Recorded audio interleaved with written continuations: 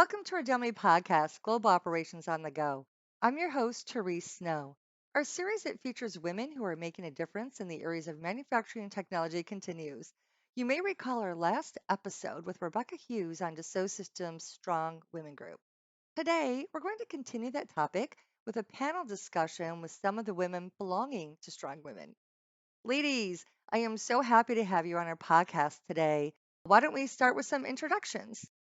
Hello, I'm Hydee Ong, and I'm the DELMIA Portfolio Marketing Director out of Long Beach, California. I'm Rachel Skousen. I'm an ENOVIA Sales Expert based in Royal Oak, Michigan.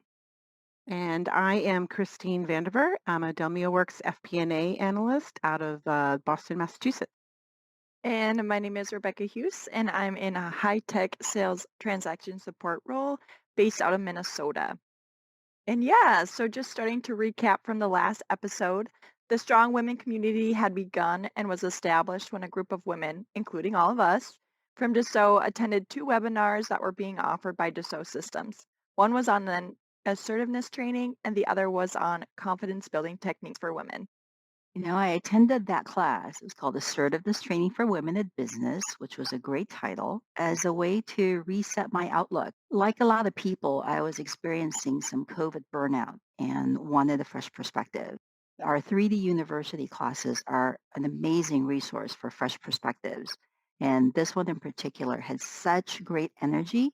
When the opportunity to continue engaging with this community was presented, I was on board.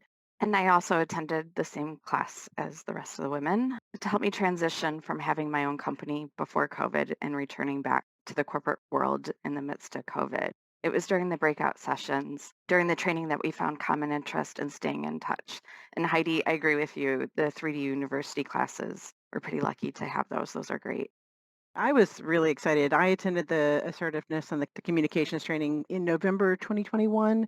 I had literally just started with Dassault in July, and I really wanted something to help me gain some confidence in my communications with colleagues and upper management. And what I found was that that class was great and so much more. I really connected with the women in the training, and I didn't want to lose that, once it was over. So thankfully, all of you felt the same, and that's how we got started with the Strong Women community on our internal platform. And now we also do quarterly virtual gatherings, which is wonderful.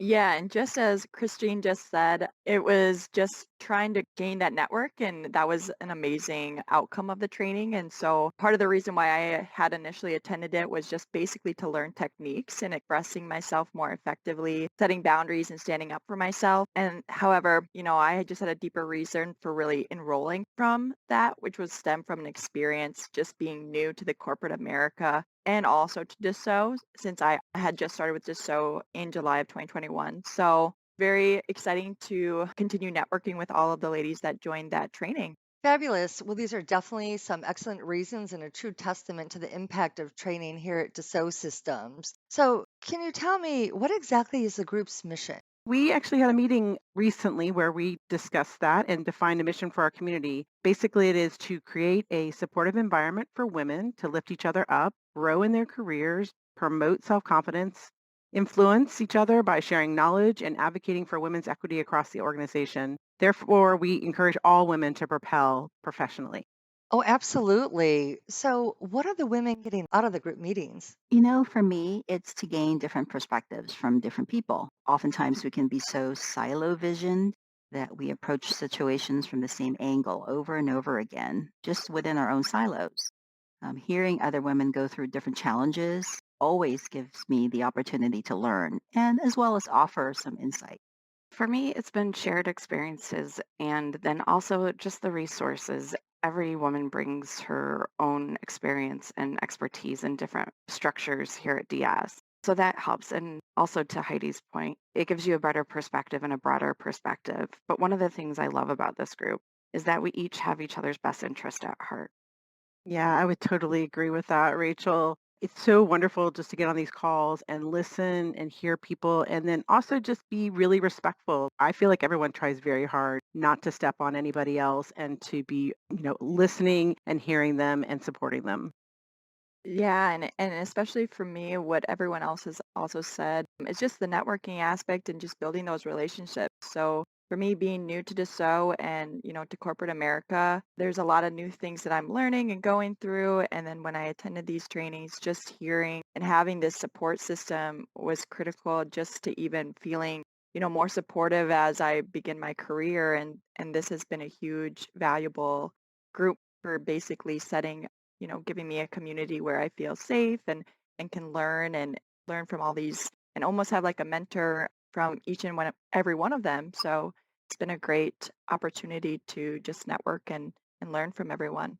Sure. No, that sounds definitely fantastic. I'm so interested in hearing more about this. So, has the group had an impact on the member guests professionally and personally, such as learning through others and feeling supported? Oh, definitely. I absolutely feel supported in this group. We're women lifting women up. It's a very different kind of support system, and we're not reinventing the wheel.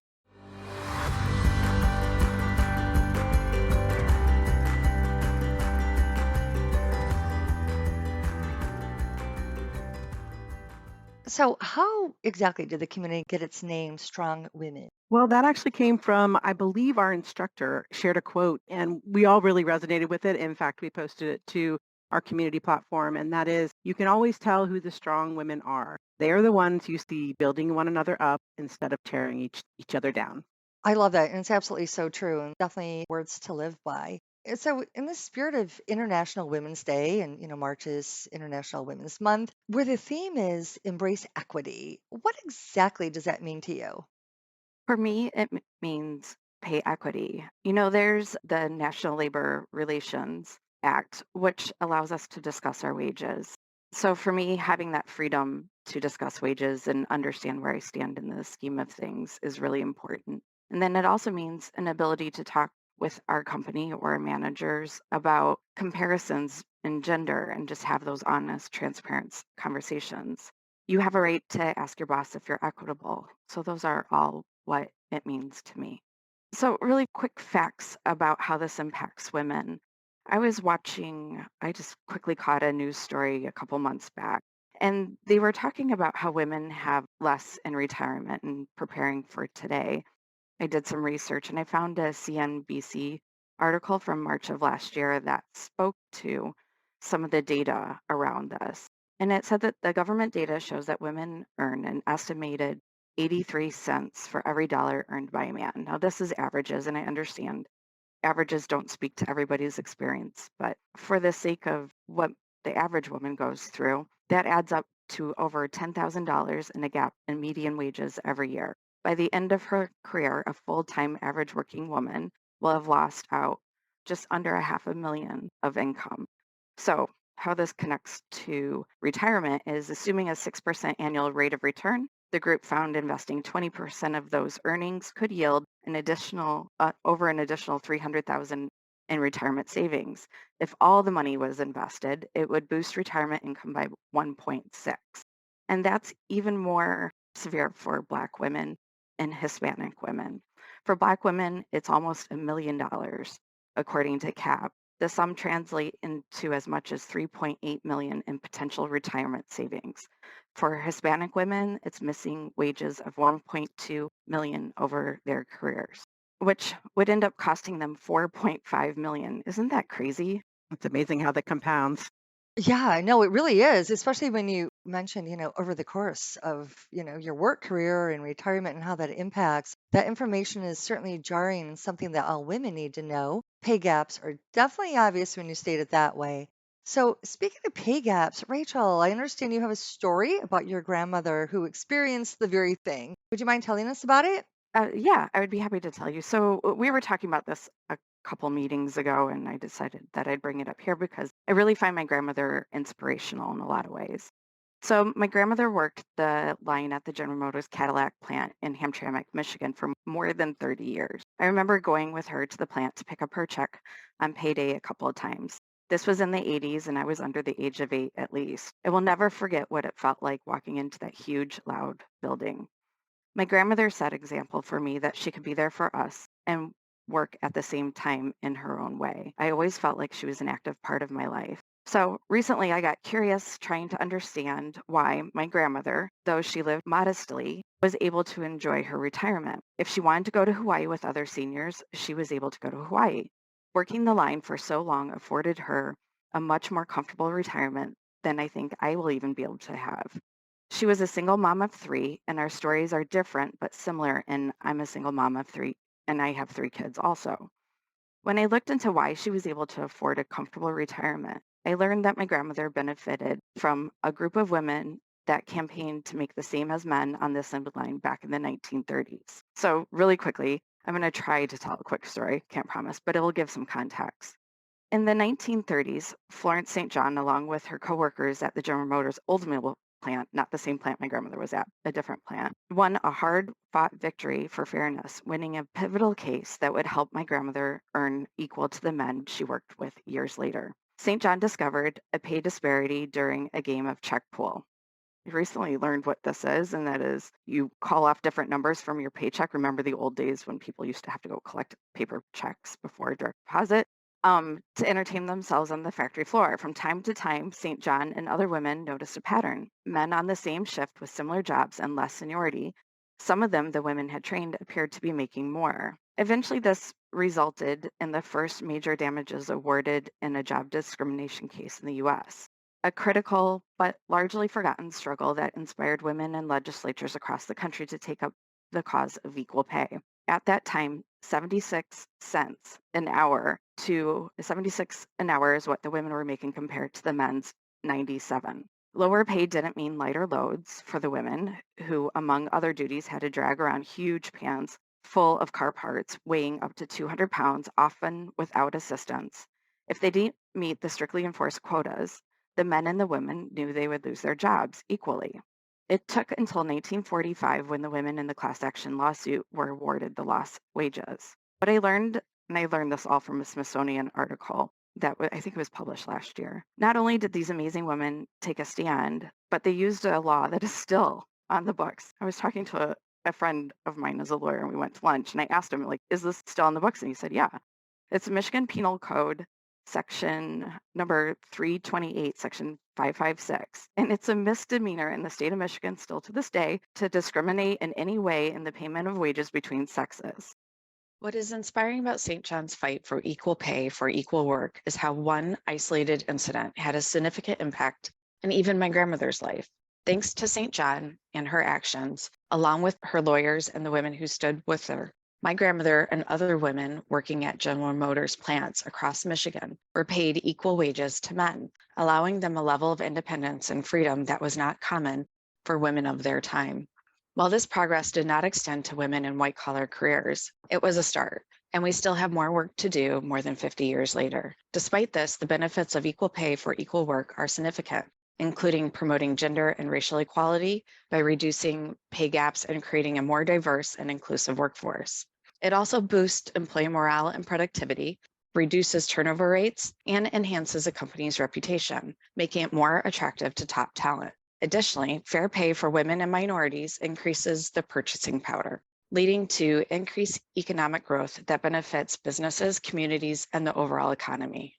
So thank you. That's definitely an incredible story. Really sounds like there were a lot of inspiration coming from women before us, and sounds like your grandma was quite an inspiration herself.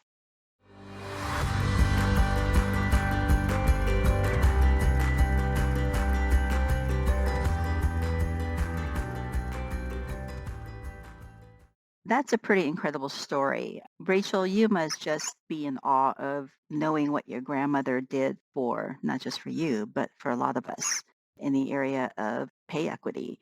But you know what's also really significant, along with the lifetime earning losses for women that you referred to, is the global economic impact of not lowering the gender gap. Just this week, Moody's Analytics published a study focusing on closing the gender gap to unlock productivity gains. When you look at the participation in the labor force, closing the gender gap in management positions can actually raise global economic activity by approximately 7% or $7 trillion. And Wow. closing gaps in large emerging economies, including India, would raise it even more. Now, that stems from a rise in the number of women joining the workforce and a greater share of women in more productive managerial and professional roles. Makes you kind of wonder what's standing in the way. My understanding is that one of the drivers is a lower workforce participation, sometimes called the motherhood penalty, and I experienced this myself. Basically, when my children were younger, 4 years old and 1 year old, I got laid off, and we had to make a decision because we were also faced with a early diagnosis, high functioning autism in my 4 year old. And we made the decision that I would stay home, provide him and our younger child the care that they needed in order to give him the start that he needed in order to be mainstream when he got to grade school. Fast forward, it was successful. I spent 5 years home. I don't regret that, but I definitely feel like it put me behind. I had to basically restart my career, and I would say only recently did I start making more than I was making when I stopped working. So I feel like that motherhood penalty is definitely real. I will admit that, fathers have stood up and taken on that role, but it's still predominantly women who end up bearing the burden of staying home with kids. Recently, I found a Pew Research Center article. The stay-at-home share of U.S. parents was almost identical to what it was in 1989. There was a modest increase among fathers. The share of dads at home rose from 4 to 7%, but the share of stay-at-home moms remained largely unchanged.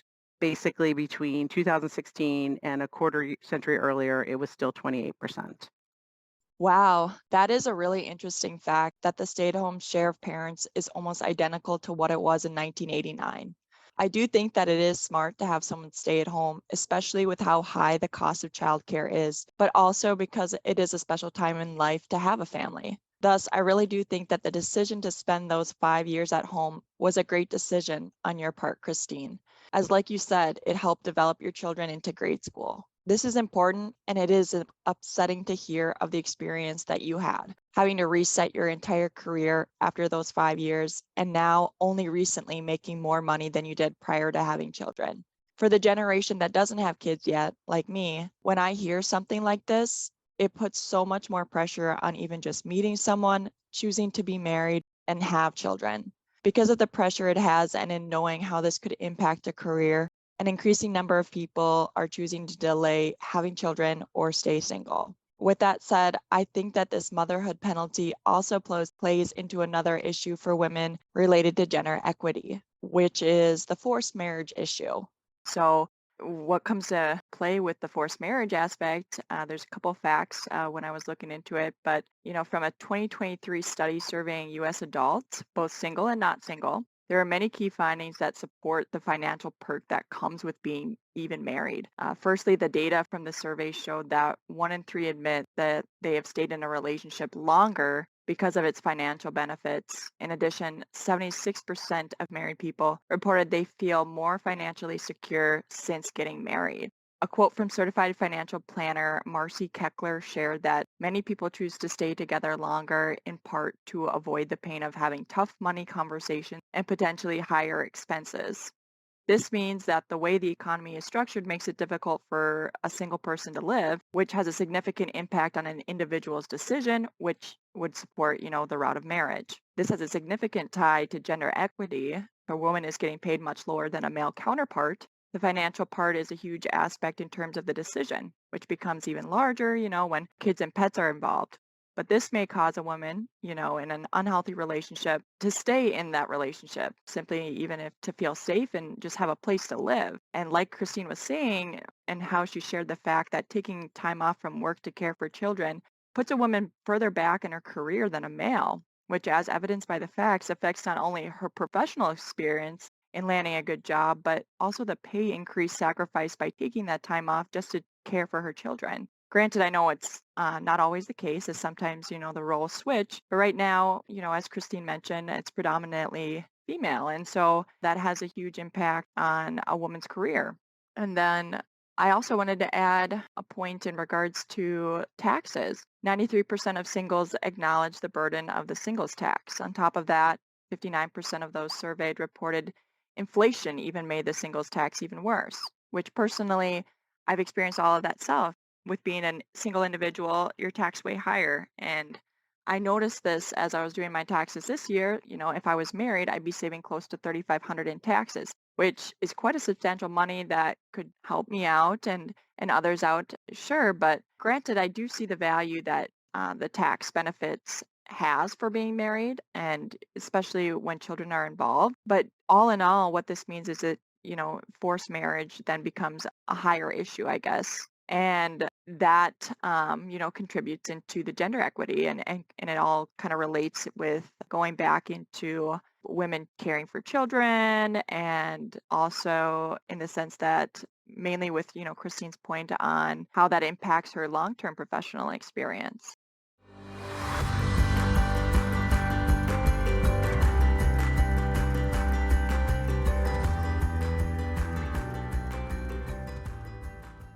So, Rebecca, that's really interesting information about the taxes. I frankly really had no idea.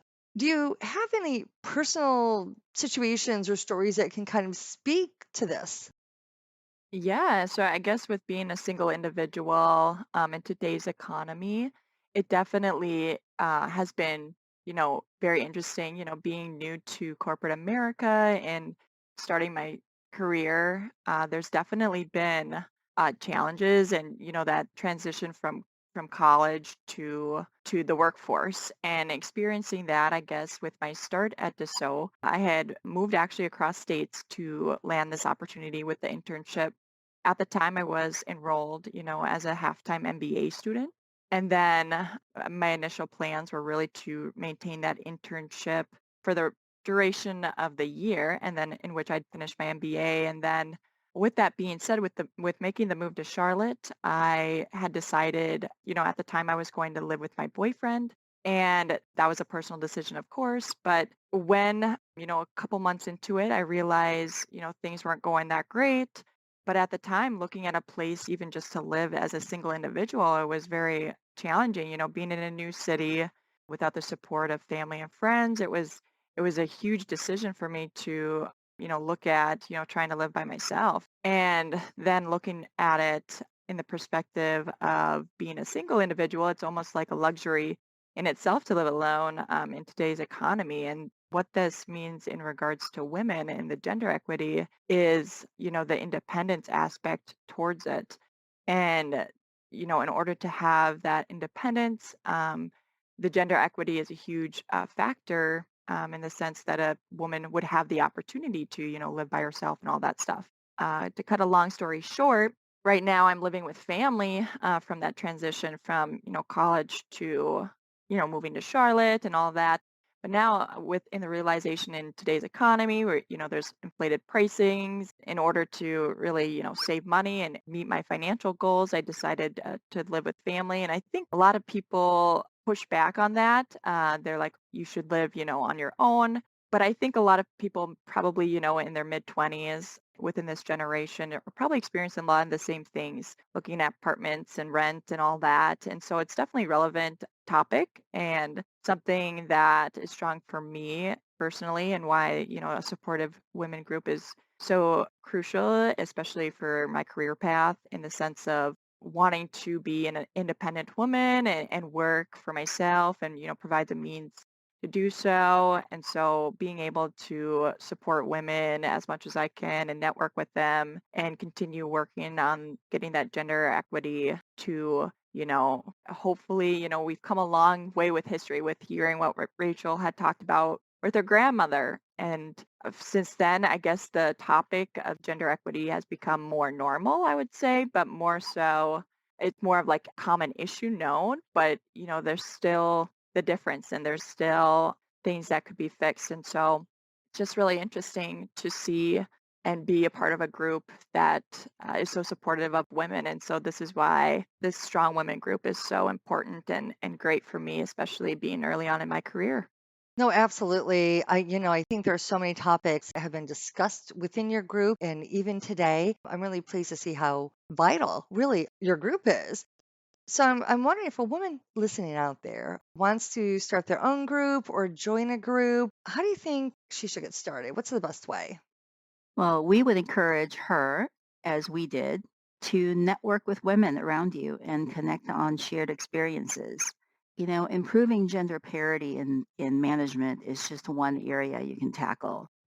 Factors such as the lack of access to the same connections as men, women being less likely to ask for promotions, and women being held to a higher standard as men, those are all obstacles that need support and encouragement.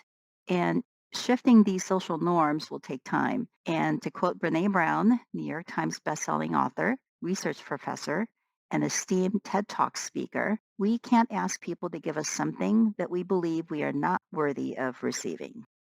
Absolutely so true and definitely good advice. This panel discussion has been truly inspirational. I wish we had more time to chat. Thank you, ladies, for joining today. Yeah. Thanks Thanks for so much for having having us. I just want to share a final thought. I just want to stress that we need to be, and I love this term, I heard it just yesterday, solutionaries of our Mm, own success, to yes. follow up on what Heidi said. And I'm borrowing that term from Amanda Ellis, who spoke recently on women's equity to an audience of Dassault Systems employees. She is an economist and a former UN ambassador from New Zealand and a founding member of the Global Alliance for Women. And she was so inspiring. She talked a lot about the kind of networking and support that helps women be successful. And it reminded me so much of our group and why we feel like it helps us. Oh, that's great. Thanks for sharing that. And it's good to know that there are more groups out there, and especially, within Dassault systems where people want to train and grow and learn from one another. So, ladies, thank you again. And right now, I wanted to thank our listeners for tuning in. I'm your host, Therese Snow, and you've been listening to Global Operations on the Go.